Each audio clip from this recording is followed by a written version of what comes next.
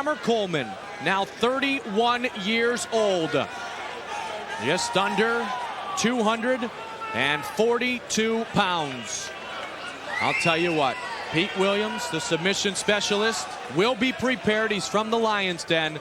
He is going to have his hands full with a re-energized Mark Coleman. For the main event and the introductions of our fighters, the veteran voice of the Octagon, Bruce Buffer. Ladies and gentlemen, this is the fight you've been waiting for. This is the UFC 17 main event. Beginning with the fighter standing to my left. He is a submission fighter with a mixed martial arts record of 3-0. Standing 6 feet, 3 inches tall, and weighing in at 229 pounds. Fighting out of the Lion's Den in California, please welcome Pete Williams!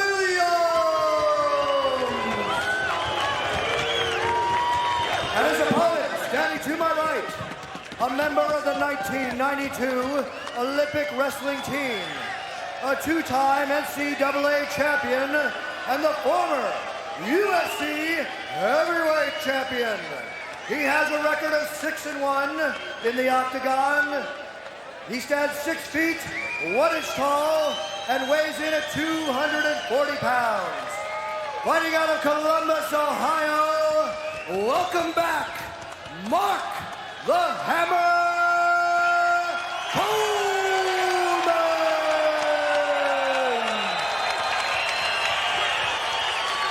The crowd reacting in anticipation of the Hammer doing some grounding and pounding on Pete Williams. The main event is set. Big John McCarthy will get it started. Here we go, baby. Are you ready? Are you ready? Let's get it on! This is the main event.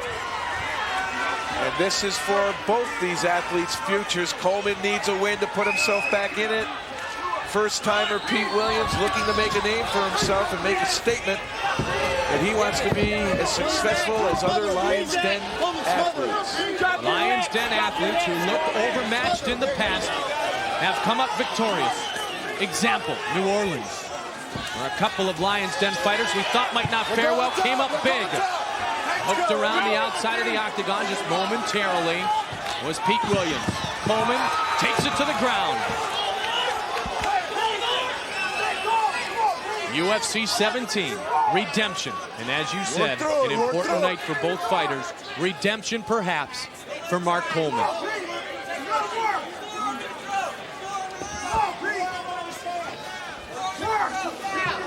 Keep in mind, being from the Lion's Den, Pete Williams is very well versed in submissions. Yes, he is. The Hammer looking for a strike. Delivers the first one.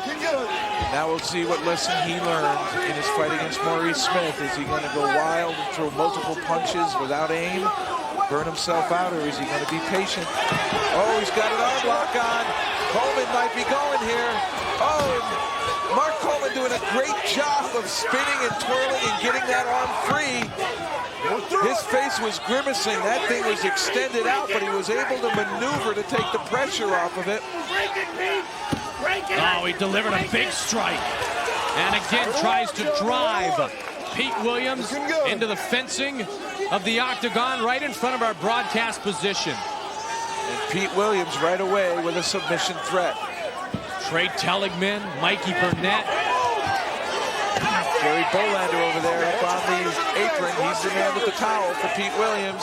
High school teammates in wrestling. An elbow delivered to Pete Williams, just 22 years old. Coleman again delivering shots with the forearm. Everyone in the Lion's Den, everyone in the Octagon with great heart. You almost wonder, with arms as big as Coleman's, how could you get an arm bar on it? Get enough leverage to get a tap. But almost a moment ago, Pete Williams was able to do that. I believe Hoist Gracie proved to everyone it doesn't matter how big you are. The arm is there, and it's a matter of whether you leave it there to be seized and stretched. Can you say leverage? Leverage is everything. Position is everything. Smarts is everything. Fighting is a mental game. That is why it's a sport. If there were no rules, then I'd agree with critics. It's a free-for-all. But we have rules, and rules mean sport. One of the key rules to keep in mind, since Mark Coleman met Maurice Smith, the headbutt has been removed. There are no more headbutts. And Coleman worked headbutts on Smith early on during the process in which he exhausted himself. The headbutt rule was put in to appease some of the critics. Let's do something, Standup. Some of the athletes did complain, saying you're taking too much away, but many of the fighters still agree there's plenty of tactics, plenty of skill still left available.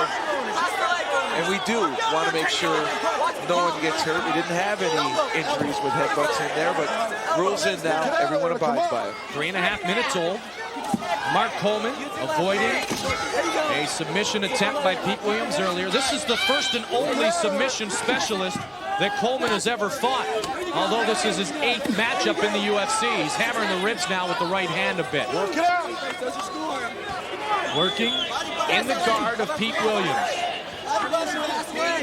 Coleman, known for ground and pound. Williams doing a good job of covering up his face. Mark being patient. He is being patient. He's not just unloading wildly. He's looking for a spot and then unloading then. Only when the opportunity presents itself. And that's how you conserve energy. That's how you maintain good positions. And that's how you stay in the fight late. Now Williams is undefeated in mixed martial arts competition. His last matchup in Hawaii back in January of '97. It's been a while. What it doesn't look like, though, is Mark Coleman is not looking to pass the guard. He's just looking for a way to strike from within the guard. And that's where who you have around you helps so much. Now you can remember that Maurice fight like it was yesterday, almost a sprint Coleman made to attack Maurice Smith, and then in the end, he was so fatigued that Smith just took him out. One thing, though, said in Coleman's favor there, Mike, you're right. Maurice picked his spots, didn't rush it, and he was able to come back and win the fight. But Coleman went 7 minutes on empty, had absolutely nothing left, but he didn't quit. He took the punishment that Maurice Smith gave. He knew he was going to lose that fight, and he showed the respect in that interview earlier, saying that he was too arrogant looking at Maurice Smith, didn't have the respect for him. These are the lessons you learn. The Hammer has said he doesn't claim to be the smartest fighter in the world, but he might have the most talent. He also went on to say he wouldn't trade his attributes with Maurice or anyone else in the world. Let's go, let's go. He likes his tools. He just needs to learn how to use them to the fullest. Gotta do something in. Come on now. Nothing happening on the ground. Big John brings them back to their feet. There wasn't enough action on the ground. That is also an interpretation he can make. Mark certainly was looking for a place to strike, but really none presented himself. And interestingly enough, it's and a big right hand. And he nods to Coleman saying, yeah, you got me. But it's interesting, it's Williams who is pressing the attack. And once again, the person on his back isn't spending as much energy. Coleman looks a bit fatigued, not like it was in earlier UFCs. His big shoulders coming up and down a bit. He's in great condition, but he's so big and so strong. As time goes on, does that give another right his hand. opponent?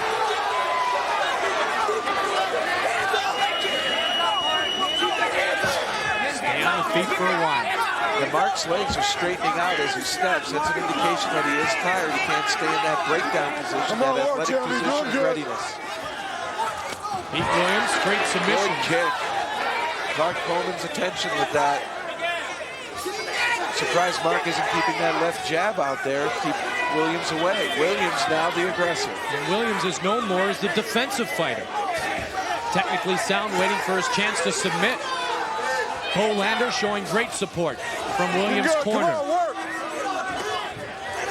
Work. The Hammer trying to go. They exchange a right and a kick. That brought Ken Shamrock in the audience to his feet. Coleman's mouthpiece was also dangling from his lips. He's trying to get more air in. Fatigue a factor with Mark Coleman. He's not exhausted, but he's definitely breathing hard. And we've only gone 7.5 of the 12 minutes of regulation time here in our main event. A heavyweight super fight, the third of the night. Williams doing a good job here. You know, you see him at breakfast in a t-shirt, and he looks very unassuming at just 22 years old. but the kid knows how to fight. All of them from the Lions Den do. Hammer House against the Lions Den. Pride for the fighters, pride for their teams. Another lesson it appears that Mark Coleman did not learn is how to stop a round leg kick. He's getting struck. Same thing Maurice Smith did. Williams landing it. Perhaps not with as much force as Maurice Smith, but it's certainly getting Mark Coleman's attention and it's scoring points. Jeff, I truly can't tell if Mark has caught his breath yet. Now he's going for the double leg with power. Oh, he's turning his back. Coleman trying to strike, delivered a right. Oh! Big left, and another right. The uppercut from behind, and that is dazed Pete Williams. There's no doubt Williams was dazed there, and the longer Coleman stays in there, the more chance Williams will have to regain his composure. Big shots delivered by the Hammer, Mark Coleman. Let's go. There you go. Lost to Maurice on July 27th, 1997, down the road in Birmingham. He's also fought in Dothan, Alabama on Judgment Day back in February of 97. I think this is a bad move by Coleman to try to be lifting Pete Williams while he's hanging on the fence. That's a drain of energy, and he's not going to get anything out of it. Good work. Keep your hands out the fence. Two-time heavyweight tournament champion of the UFC. Former Olympic team member in 1992 and the founder of the Hammer House. 9.5 minutes into his fight tonight. The feature matchup Come on. from the Mobile Civic Center. In terms of pressure in this fight, Mike, I think more was on Mark Coleman coming in. Many people expect him to get right back into the heavyweight picture. And I feel that him coming in here, he really wanted to do well. It's very hard to control instinct. And instinct for Mark Coleman is to pour power and energy in. And if it doesn't work for you, you're going to get frustrated. Elbows to the back of Mark Coleman. And he's trying to bring him down. Oh, good technique used by Pete Williams. Drain of energy. I don't agree with Mark Coleman trying to do this. He's not going to be okay. He finally gets him down here. But now he's going to have to rest in that position. He spent a lot of energy to drag Pete Williams off that fence and get him to the mat. Will he have any left to do anything here now within Williams' guard? Another UFC debut. Pete Williams stepping into the octagon for the first time in his lifetime. We have seen a lot of UFC debuts tonight.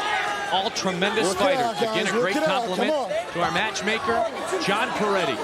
He has found the best in the world. And again, a matchup which looks as if it very well could go the distance. With just over a minute now left in regulation time. Pete Williams still has some juice left in him. Coleman, more fatigued than he is, but I have Coleman ahead on points. Those two big strikes are probably one of the reasons you have that, right? That and the early on, he was able to control the action, take Pete Williams down. There's a grappling component to this, a striking component, and aggressiveness. And to tell you the truth, Pete Williams was able to come back with his own aggressiveness there, and I believe that's pretty close. Striking, I'm going to have to give to Coleman. Grappling, that's the tough one. Who is winning the grappling? Takedowns versus guard, defense, mobility. That is what we're going to see what the judges feel. Let's go. 20 seconds left now in our 12-minute regulation time. There we go. A right delivered, a left. I do believe Coleman, though, here has been aggressive here in the late part of this regulation 12 minutes. Coleman was looking towards his corner to see how much time was left in regulation. He's holding on now, waiting for the overtime. That's exactly what he's going to do. The horn sounds. 12 minutes of our main event is now in the books. You okay? You got 3 minutes left, baby. 3 minutes left. Yeah? Okay, baby. Coleman looks good, looks composed. He is fatigued, but he is not exhausted. And waiting in the wings, Randy, the natural Couture, unable to compete tonight. That was going to be the original matchup. Couture against the Hammer, Mark Coleman. He's not got anything. You've got to move now. You've got to win this, dude. You're behind on points. That's Jerry You are behind on points. You have got to move. You got to put 3 fucking minutes. That's what you got. And Trey Telly. If you're going to open yourself up, so be it. There's Mikey Burnett. Pussy ass shots. Just go, Pete. This is your fight. If you go, he's not even moving on the ground anymore. They have admitted that he is behind on points. And there's the hammer.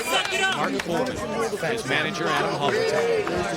Say he's got to move. He's got to move. I'm not sure whether they mean in striking or whether he gets knocked down. But certainly, if I were Pete Williams coming out standing, I'd be throwing kicks to Coleman's leg. And I'd be winding up with a punch to follow in case Coleman tries to shoot.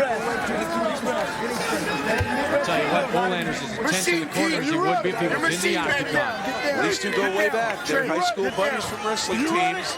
Let's get it on. One found the lion's den, brought the other one in. Finish it off. Here we go, 3-minute overtime. And heeding the advice of Jerry Bolander, Williams walks right towards Mark the Hammer Coleman, and he comes out aggressively, looking for an opportunity to strike, delivering a couple of rights, and another. He got some rights in, and a left. A flurry of punches by Williams, and finally Coleman shoots for a leg. Oh, the knee delivered to the face of Mark Coleman. Williams doing exactly what Jerry Bolander has told him to. And now the Hammer is a bit stunned. Oh, Bob's down. Coleman's down, that's it. Petey Williams delivers. The Lions Den victorious again. Unbelievable pandemonium inside the octagon. The Hammer is down. Williams has defeated Mark the Hammer Coleman 38 seconds into the overtime period. Wow, he came at him with punches, and out of nowhere he threw a high kick. Right leg caught Coleman square in the face and dropped the Hammer down.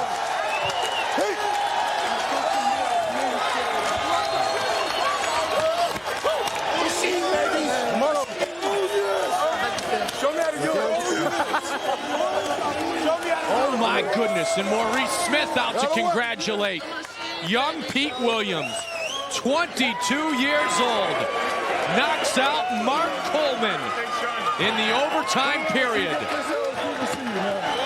Coleman was ahead on points. Bolander told Pete Williams, you have got to come out and be aggressive, and he did, and he wins. Coleman, a bad shot, got caught on the way out with a square knee. He shook his head, but I got news for you. That was a power impact. And then right there, instead of it being a low kick, it was up high. And Coleman, hands down, caught it square, knocked out right away and down.